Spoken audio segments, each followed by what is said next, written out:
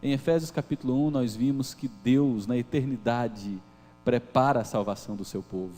Na eternidade, antes de qualquer coisa ser criada, o Pai ama um povo e o acolhe como filho.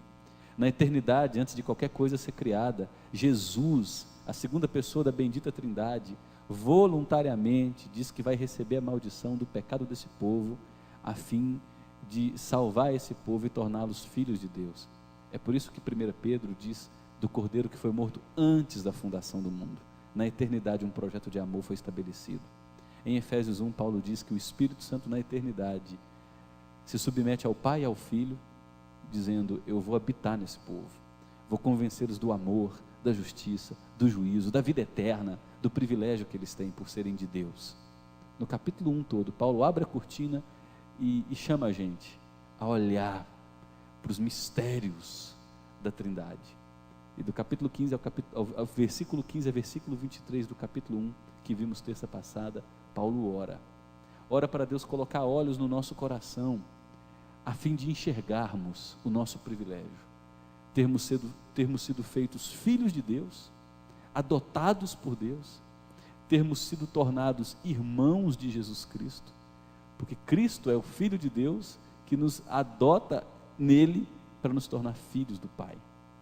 E Paulo ora para que a gente tenha olhos no coração a fim de enxergarmos o que mora dentro de nós. É o Espírito Santo, que é um selo, a garantia de que a obra que Deus começou, Ele vai terminar.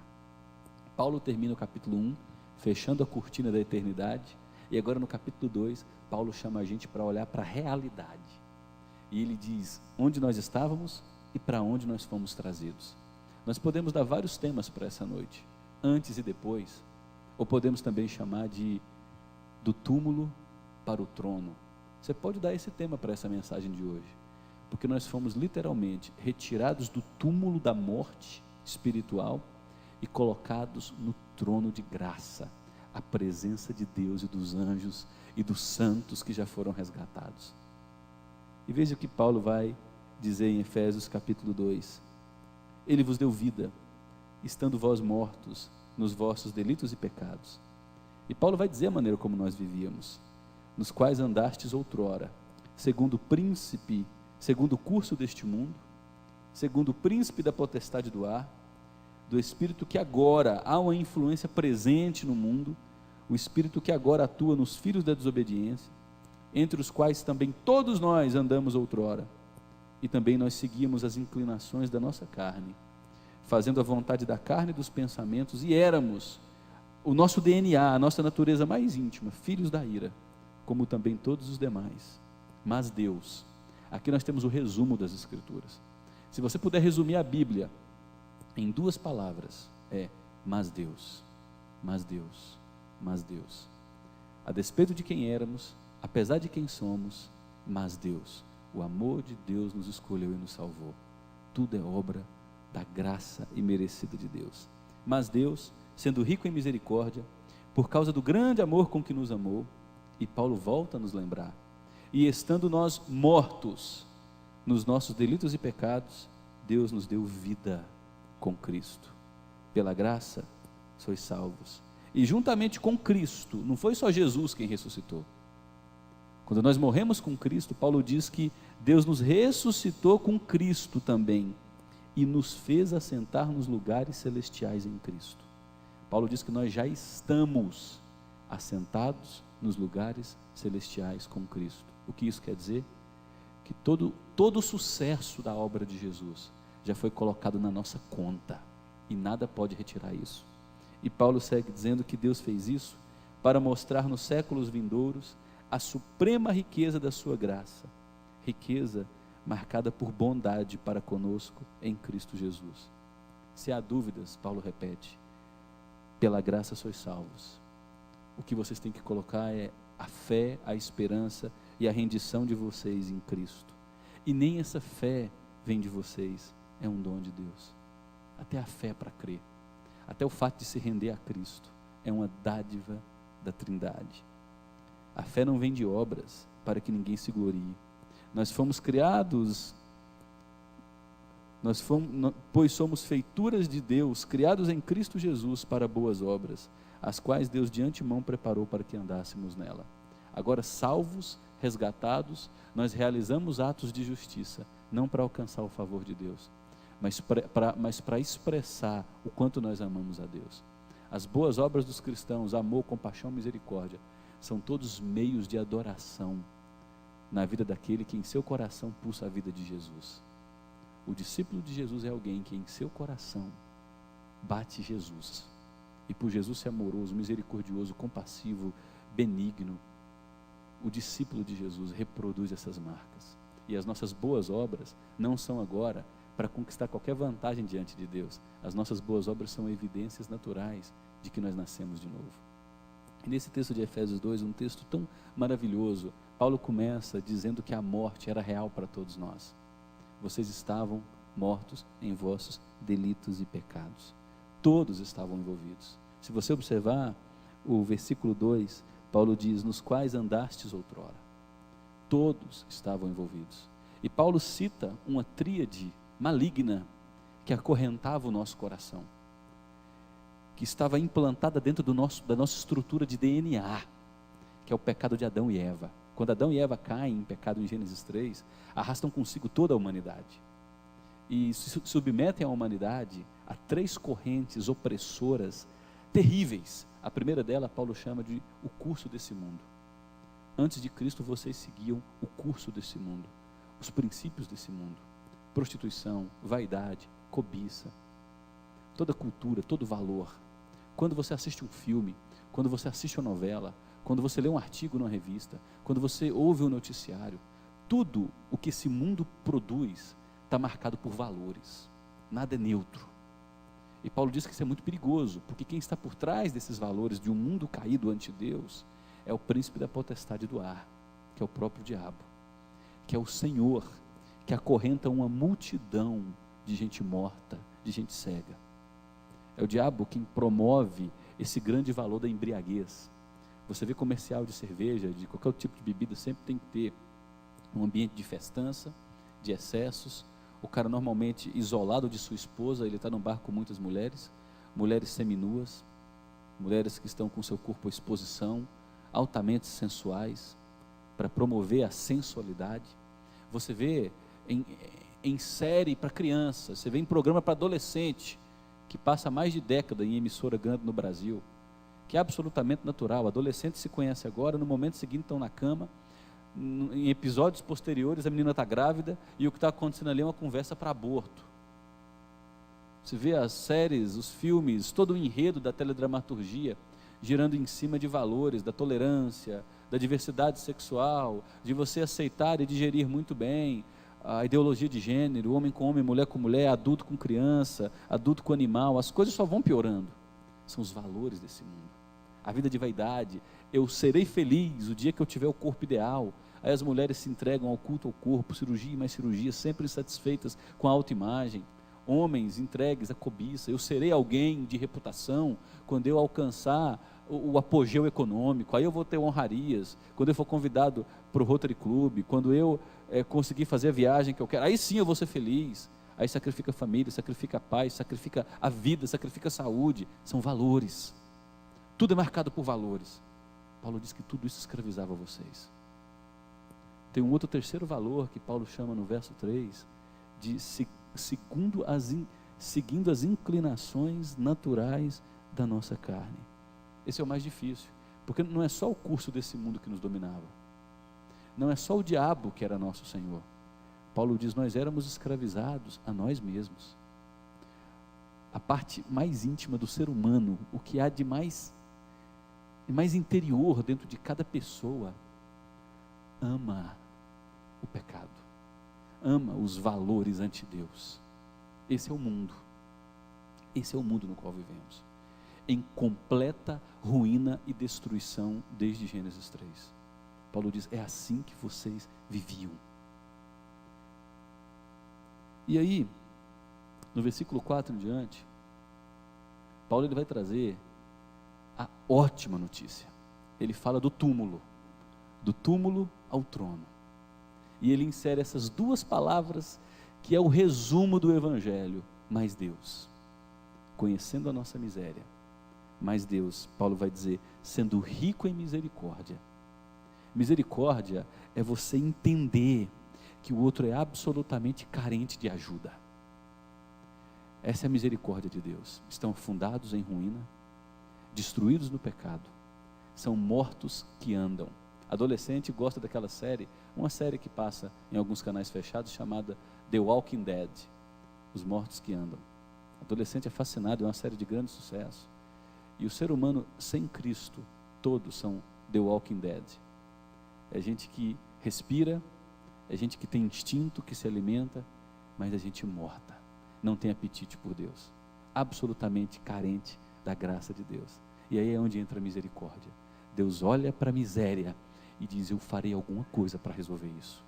Mas Deus, sendo rico em misericórdia, por causa do grande amor com que nos amou, o fundamento da graça de Deus por nós é seu amor intocável, é seu amor que não consegue ser compreendido pela mente humana.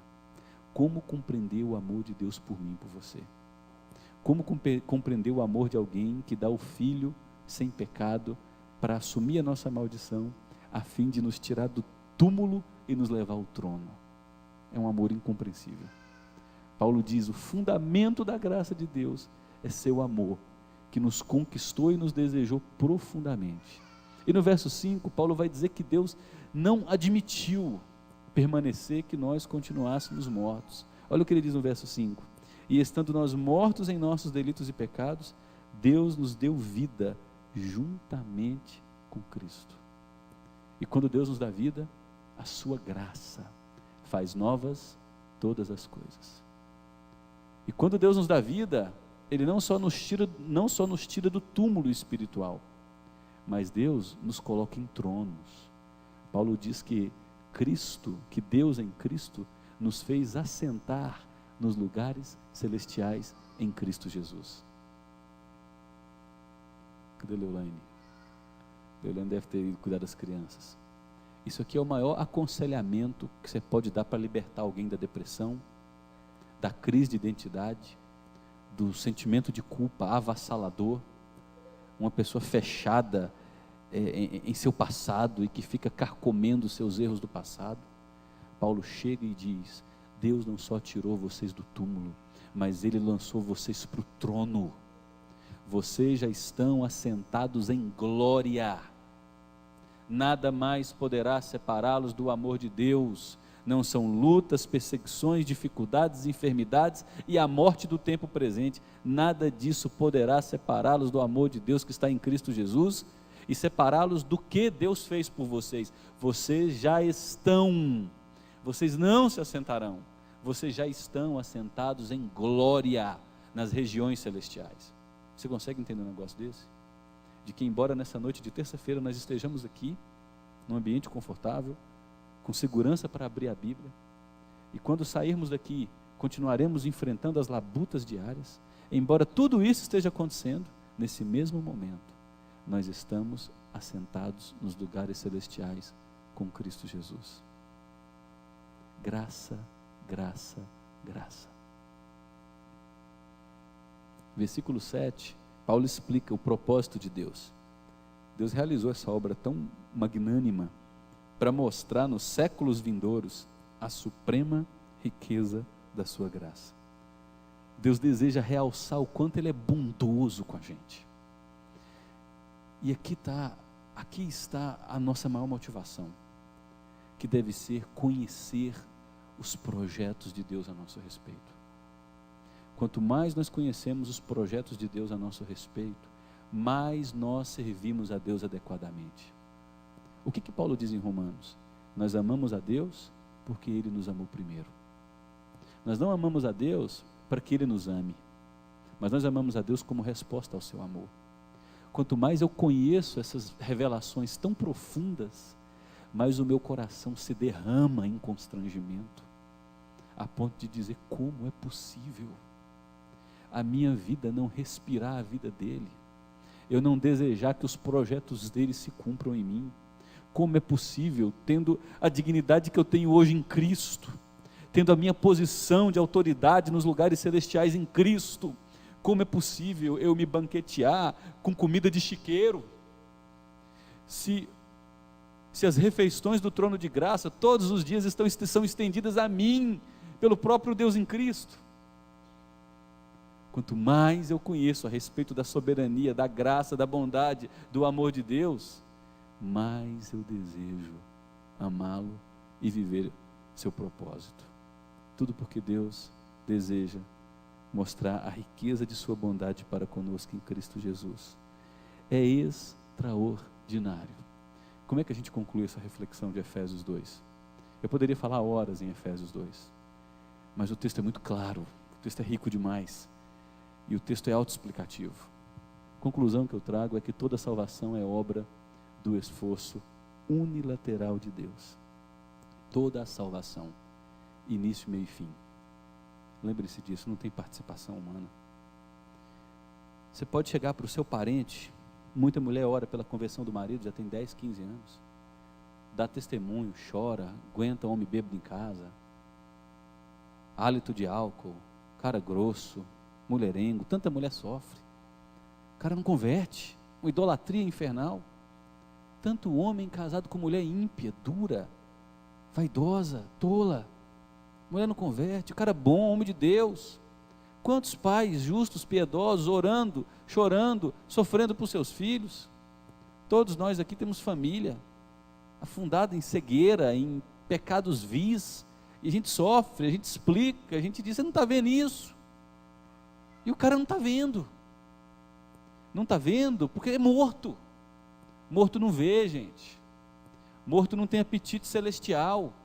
Morto não tem inclinação espiritual. Morto não tem desejo por Deus. Morto está em decomposição, só se interessa por aquilo que é fétido, podre. Morto é comido por larva. A humanidade é regida por essas duas categorias de pessoas: os que servem de comida para larva e aqueles que estão assentados nos lugares celestiais. Quem não está assentado com Cristo Jesus está sendo comido por larva, tem como Senhor o pai da mentira, e saliva pelos valores desse mundo com todas as suas porcarias, expressas aí na música, na literatura, na teledramaturgia, no que se lê, no que se ensina nas universidades, nas ideologias, em tudo. É morto. Então, se você pode chegar para um morto, alguém já brincou, imagina o seguinte: você chega para um urubu e diz para o urubu: urubu, eu estou com essa vasilha aqui, ó, de guloseimas, toda sorte de comidas extraordinárias, e eu estou com essa vasilha aqui do outro lado de carniça, use sua melhor vontade. Para onde o urubu vai? Para a carniça. Assim é o homem sem Deus. Só uma intervenção absolutamente radical do alto para mudar isso, que a Bíblia chama de vida nova, vivificação, conversão, transformação, regeneração. A salvação é obra de Deus, porque pela graça sois salvos, mediante a fé, e até a fé não vem de vós, é dom de Deus, não vem de obras. Pastor, mas é que cara, gente boa demais, né? Bebe um pouquinho, mas se parar de beber só vira crente. Não é uma reforminha não, gente. Reforminha não faz o cara entrar no reino de Deus, não. Pastor, a gente boa demais, tem tanto ateu que vive uma vida tão íntegra.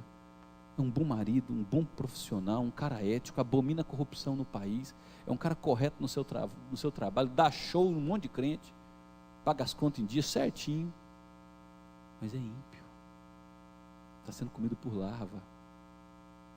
O que o ser humano precisa não é de uma reforma externa, não é do retoque do batom, do esmalte. O que o ser humano precisa é de uma transformação no ser, é novo coração, e só Deus promove isso. Uma outra conclusão é que a salvação nos insere numa missão. Veja como Paulo termina Efésios 2: pois somos feitura dele.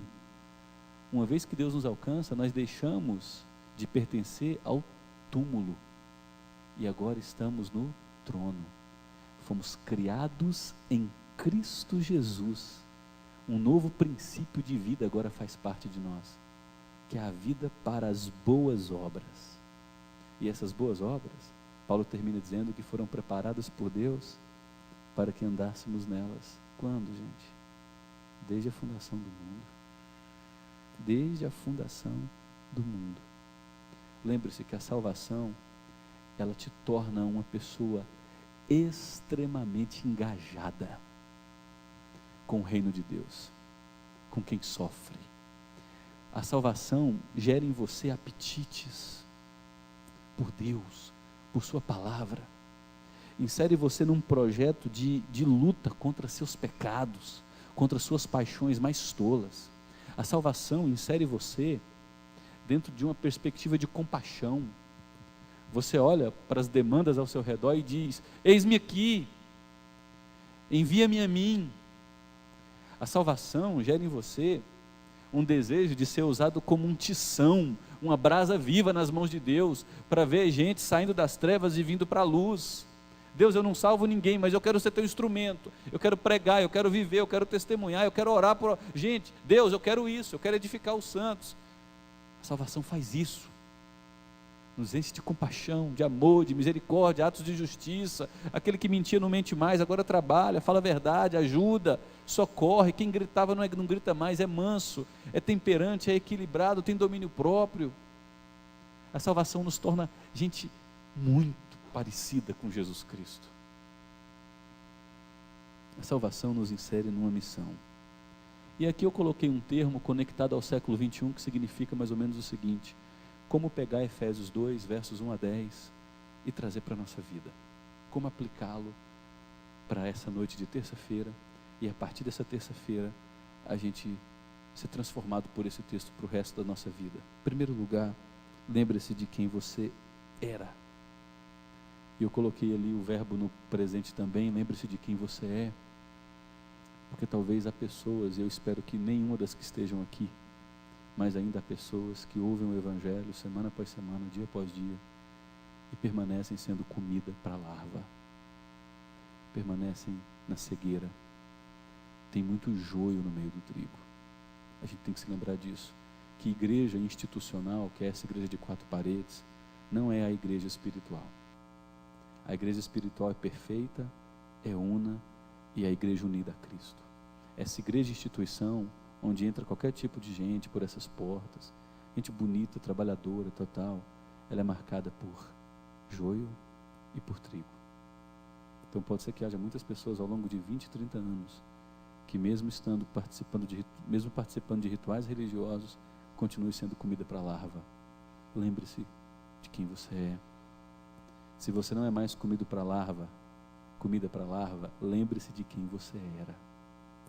E permita o seu coração ser cheio novamente de compaixão e gratidão. Lembre-se de onde Deus te tirou. Lembre-se da miséria, lembre-se da cegueira, lembre-se da idolatria, lembre-se das paixões infames, lembre-se da vaidade, lembre-se das gritarias, lembre-se das mentiras, lembre-se do adultério, lembre-se da desonestidade, lembre-se de tudo. Da embriaguez, dos erros terríveis. Lembre-se da sua cegueira. Dobre seu coração em gratidão diária. Quem aqui agora está sentado no trono, nas regiões celestiais em Cristo, lembre-se de agradecer diariamente. Hoje eu tive uma experiência muito bonita na minha vida, e a gente não pode contar coisa íntima, né? Porque é coisa de Deus com a gente. Coisa de Deus com a gente é de Deus com a gente. Mas hoje Deus me acordou, era 5 horas da manhã, e eu fui para a minha sala, e eu tenho tido experiências de oração muito gostosas, porque é aquele silêncio. Sua cabeça precisa de um tempo para ser lavada dos pensamentos, aí você fica 5, 10 minutos em silêncio, e você tem que entender que Deus não quer que você fale muito, às vezes é só Ele que quer falar. Então fica em silêncio, pega todos os pensamentos poluídos, mentaliza uma lata de lixo, você jogando aquilo e colocando a tampa, e Deus vai começar a ministrar a sua vida, vai convencer dos seus pecados, vai falar da graça dEle. Pensamentos vão surgir dentro de você que você não imaginava que existia, desejos santos, a vontade de ser restaurado, a vontade de viver um propósito, realinhar a jornada. Aí depois você termina orando e dizendo: Deus, me dê clareza da Tua palavra, abra a palavra, livro por livro, versículo a versículo, vá seguindo ela sequencialmente, sem pressa. Hoje eu fiquei numa porção lá eu li alguns versículos, depois eu fiquei preso num versículo, e foi ali, 1 hora naquele versículo, meu coração tomado de gratidão, porque Deus me fez relembrar hoje, de que eu sou um pobre. Bem-aventurados os pobres, porque deles é o reino dos céus. Pobre é aquele que reconhece que precisa de mais, de um benfeitor maior. Pobre é aquele que reconhece que precisa de um perdoador, de um resgatador, de um sustentador, de um preservador, de um provedor. Eu falei: Deus, obrigado, porque o Senhor me fez enxergar o quanto eu preciso de Ti, para respirar, para viver, para tudo na vida. Obrigado. Agradeça a Deus por isso. Se você tem olhos para enxergar isso, agradeça a Deus. Terceiro lugar, enalteça, glorifique, valorize a graça de Deus. Aprenda, desenvolva a dependência de viver na graça de Deus. Celebre a graça de Deus. É aquilo que o Luciano cantou para a gente hoje, essa música linda. Se Deus fizer, Ele é Deus. Se não fizer, Ele é Deus. A porta abriu, Ele é Deus. Continua fechada, Ele é Deus. A cura veio, Ele é Deus. A cura não veio, continua sendo Deus. Estou vivendo saúde, Ele é Deus. Estou no leito, Ele é Deus. Fui rejeitado, traído, maltratado, Ele é Deus. Estou experimentando momentos de grande paz na vida, nas relações, Ele é Deus, vem dEle. Graça, graça, graça e mais graça. A graça que sustenta nos tempos bons e que continua presente nas noites difíceis. Enalteça a graça de Deus e celebre sua vitória através de uma vida marcante. Coloquei os textos de Mateus capítulo 5 a Mateus capítulo 7, porque esse bloco de 3 capítulos que a gente conhece como Sermão do Monte, na verdade também pode ser conhecido como os princípios de vida do cidadão que nasceu de novo. O que é o Sermão da Montanha? Mateus capítulo 5, 6 e 7. É Jesus dizendo: os súditos do novo reino, aqueles que estão assentados nos lugares celestiais com Cristo, vivem assim: pacificadores, misericordiosos, chora com os que choram, pobres de espírito, gente mansa. Deles é o reino dos céus, verão a Deus, experimentarão paz, herdarão a terra. Essas são as promessas. Aí Jesus segue dizendo que os discípulos do reino de Deus, os súditos do reino, são pessoas que se relacionam com Deus de maneira autêntica. Meu Pai, perdoa os meus pecados. Meu Pai, obrigado por ter me tornado alguém perdoador, porque eu também perdoo os outros, porque fui perdoado por Ti. Meu Pai, o pão de cada dia, todo dia vem a porção do Senhor, grato, em paz, por receber o cuidado de Deus. Reconhece isso. É aquele que dá com a mão direita, mas não permite que os outros vejam a mão esquerda, ou não faz propaganda, porque só Deus é quem precisa ver. É aquele que quer construir sua vida sobre um alicerce sólido, porque as tempestades vêm, os rios transbordam, e aquele que está construído sobre terra firme, permanece. É aquele que não quer ser um fariseu hipócrita, o religioso legalista, que quer ser visto pelos homens, honrado pelos homens. Antes ele valoriza o publicano, que bate a mão no peito e diz: miserável homem que sou, tem misericórdia de mim. Então eu termino com essa conclusão para o século 21, fazendo uma convocação a mim e a você. Celebre a sua vida que foi tirada do túmulo e trazida para o trono, através de um viver marcante. Estude Mateus capítulo 5 a capítulo 7, Hoje à noite, quando você chegar em casa, antes de dormir, se estiver muito cansado, amanhã pela manhã, faça a sua devocional. No restante da semana, são 3 capítulos, faça a sua devocional nesses 3 capítulos de Mateus e peça a Deus: Deus, me mostre a maneira de mim, como súdito do teu reino, me mostre a maneira como eu preciso viver para ser próspero na prática das boas obras, que foram preparadas para eu andar nelas antes da fundação do mundo. Antes e depois, ou do túmulo para o trono. Tudo por conta da graça maravilhosa de Deus.